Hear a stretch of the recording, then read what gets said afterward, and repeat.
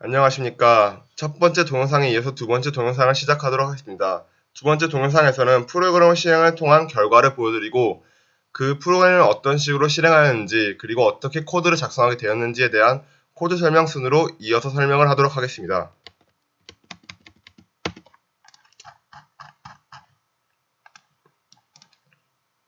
먼저 프로그램을 실행했을 때의 화면을 먼저 보여드리도록 하겠습니다. 다음과 같이 첫 화면을 실행하게 되면 다음과 같이 화면이 뜨게 되는데 레고를 모델링한 것을 보게 되면 2 곱하기 2 행렬의 같은 경우 다음과 같이 레고가 모델링된 것을 확인할 수 있습니다. 로고가 박힌 것을 확인할 수 있고 2번 레고 같은 경우 이런 형태를 띠고 3번 레고 새로 추가한 레고 같은 경우 실린더 형태를 띠고 있는 것을 볼 수 있습니다. 그리고 6 곱하기 2 행렬의 레고와 12 곱하기 2 형태의 레고인데 다음과 같은 경우에는 바닥의 면을 표현하거나 엄청 큰 물체를 표현하기 위해서 다음과 같이 12 곱하기 2 같은 형태의 레고를 추가하도록 하겠습니다. 그리고 2 곱하기 1 형태의 레고, 3 곱하기 1 형태의 레고, 그리고 새로 추가한 레고의 형태인 피라미드 형태, 즉 사각뿔 형태의 레고를 추가했습니다. 그리고 6 곱하기 1 형태의 레고, 그리고 현재의 레고가 다음과 같이 선택된 레고가 뜨도록 하였고 밑에는 프리뷰를 통해서 레고가 미리 어떤 쉐이프 모양의 번호가 어디에 속해 있는지 어떤 컬러가 다음과 같이 나타나고 있는지를 보여주도록 하겠습니다. 다음은 레고를 모델링한 과정을 코드의 설명을 시작하도록 하겠습니다. 먼저 헤더 파일을 살펴보면 다음과 같이 추가한 헤더 파일들이 볼 수 있는데 다음 헤더 파일 같은 경우에는 오픈GL을 사용하기 위한 추가한 헤더 파일과 그리고 텍스트 매핑을 추가하기 위한 헤더 파일이 중요하다고 볼 수 있습니다. 그리고 다음과 같이 글로벌 번스로 선언한 것들에 대해서는 함수를 설명하면서 왜 그 글로벌 번스를 선언하는지를 설명하도록 하겠습니다. 먼저 레고 같은 경우엔 클래스를 통해서 레고를 선언하는데 이렇게 클래스를 통해서 선언한 이유는 여러 개의 레고 블록을 보여드려야 하기 때문에 레고는 레고를 실행한 경우에 그 모양과 선택된 모양, 그리고 색깔, 그리고 그게 이동한 좌표, 그리고 그게 회전한 방향 등 포함해야 할 정보들이 매우 많이 있습니다. 그런데 이 정보들을 모두 한 번에 저장하기 위해서는 클래스를 통해서 클래스 하나당 그 정보를 모두 저장하게 되면 저장이 쉽다고 판단하기 때문에 클래스를 통해서 레고를 만들도록 하였습니다.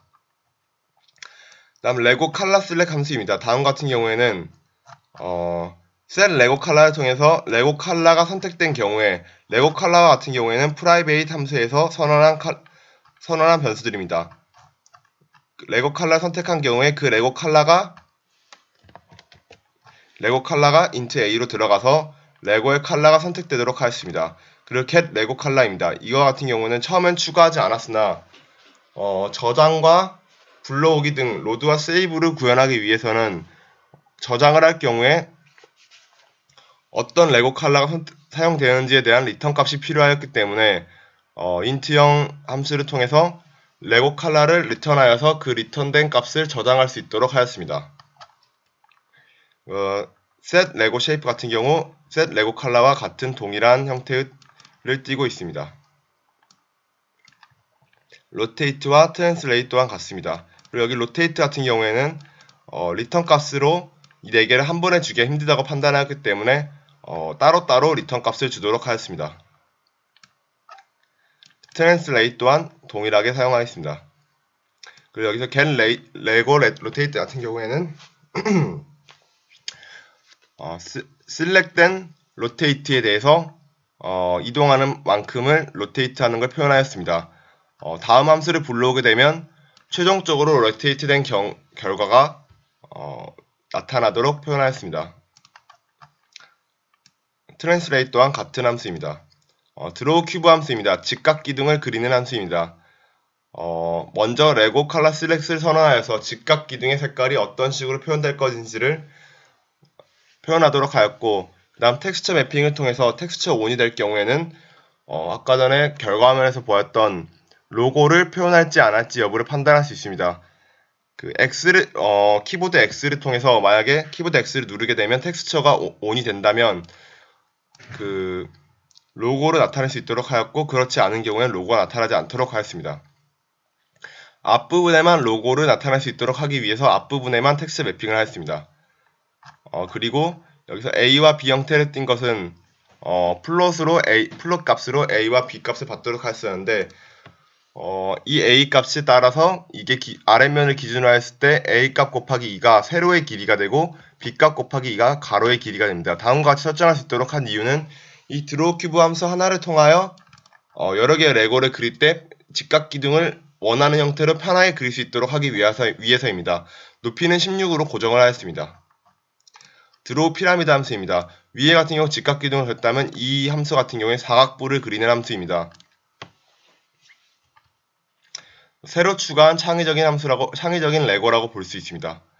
드로우 캔 함수입니다. 드로우 캔 함수 같은 경우에는 실습 시간에 사용하였던 사이다를 그리는 캔 모양의 그 드로우 캔을 이용해서 그렸는데 결합 부분의 컬러는 고정을 하였는데 결합 부분이 정확히 어디인지 판단하기 위해서 결합 부분의 색깔은 고정을 하도록 하였습니다. 그리고 다음 함수 같은 경우 특이하게 푸시 매트릭스와 팝 매트릭스가 들어가는데 이 함수를 추가한 이유는 이 명령어를 추가한 이유는 드로우 캔부터는 트랜스레이트 같이 매트릭스가 변하는 명령어가 들어가기 때문입니다.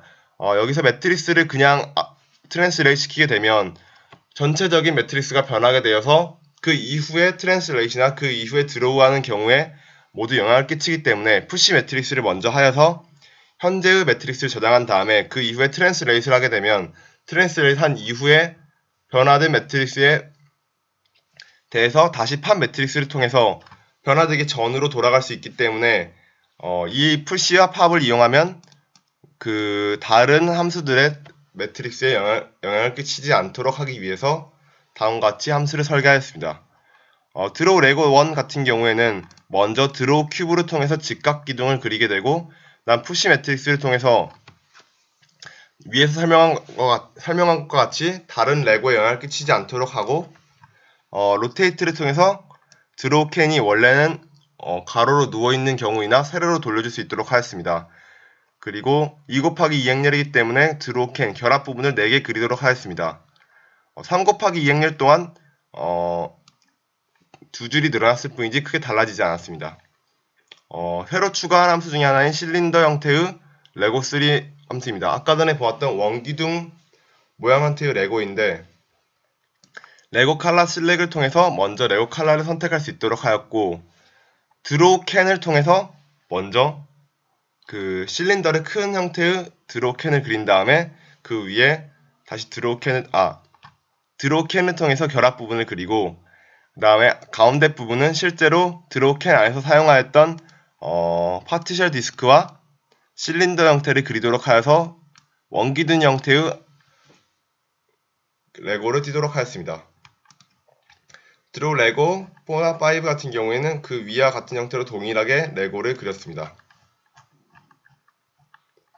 레고 8 같은 경우에는 새로 추가한 피라미드 형태의 레고 함수입니다. 그 드로우 레고 함수 같은 경우에는 먼저 get 레고 로테이트와 get 레고 트랜스레이트를 통해서 최종적으로 회전한 위치와 그리고 이동한 방향 등을 먼저 표시할 수 있도록 하고 그다음 스위치 케이스문을 통해서 레고 쉐이프가 set 되게 된다면 그 레고 쉐이프 형태에 따라서 어떤 레고를 그릴지를 나타내는 형태입니다. 그 드로우 레고 함수가 최종적으로 어떤 레고를 그릴지 어떤 형태를 띠는 어떤 위치만큼 이동한 레고를 나타내는지를 그리는 함수가 되게 됩니다.